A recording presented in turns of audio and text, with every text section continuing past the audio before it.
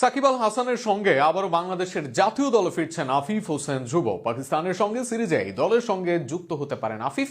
আফিফ ফেরায় দল থেকে জায়গা হারাতে পারেন এক বা একাধিক খেলোয়াড়। সব মিলিয়ে পাকিস্তান সিরিজে আফিফের ফেরার সম্ভাবনা ও তার জায়গায় অন্য কারো বাদ পড়া নিয়ে থাকছে প্রতিবেদন।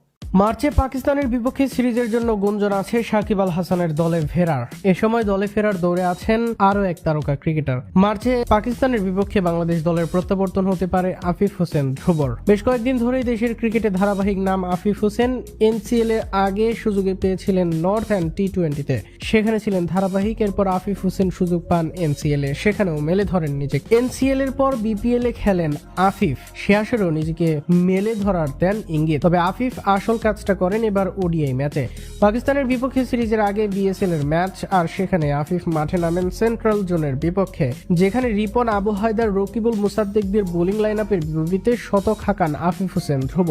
সেটাও আবার আফিফ হাঁকান 100 এর অধিক স্ট্রাইক রেটে মাত্র 86 বলে। 267 রানের লক্ষ্যে সেখান থেকে তাই হেসে খেলেই জয় পায় দক্ষিণ জোন। যদিও 108 রানে যখন নামেন তখন প্রায় 6 রান রেটে রান লাগতো তার দলের, সেখান থেকে 27 বল আগে দলকে জিতিয়ে ছাড়েন মাঠ। পুরো ইনিংসে ছক্কা ও 4 হাঁকান সমানতালে। লেগ ও অফ দুই জায়গা দিয়েই সমানতালে রান করেছেন Afif. Mid on mid off straight দিয়ে মোট করেছেন নিজের 48 ভাগ রান।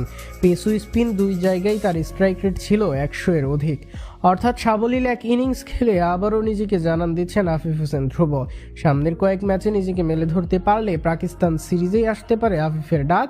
সেই ক্ষেত্রে কপাল পূর্বে কোনো উইকেট রক্ষকের, কেননা লিটন দাসও ফিরতে পারেন দলে। শান্ত হৃদয় সাইফ তামিমরাও থাকবেন দলে। সৌম্য সরকার পারফর্ম করে নিজের জায়গা করেছেন পোক্ত, তাই বাদ পড়াদের মাঝে থাকবেন সোহান অঙ্কন বা জাকির আলী অনিক। সেই ক্ষেত্রে জাকির বা অঙ্কনের বাদ পড়ার সম্ভাবনাটাই বেশি। তবে কে বাদ পড়বেন এটা নিশ্চিত না হওয়া গেলেও আফিফের ফেরাটা অনেকটাই নিশ্চিত। ফিরে এসে আফিফ হোসেন এবার দলে থিত হোক, আগামী দিনের সুপারস্টার হিসেবে নিজেকে গড়ে তুলুক, এটাই প্রত্যাশা থাকবে বাংলার ক্রিকেট ভক্ত।